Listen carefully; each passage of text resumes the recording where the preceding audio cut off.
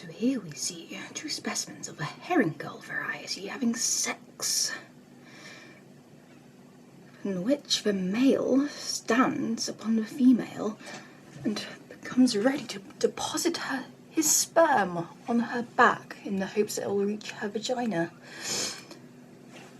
Now, if you're thinking this seems like a rather wasteful way to transfer the sperm, you'd be right. Most of it is wasted and goes around the, grass around the seagulls, but alas.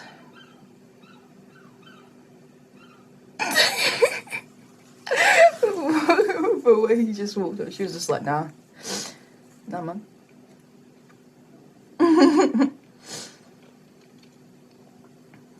I think they've clocked on to me watching, and I think that turns them off. Are they not exhibitionist or what?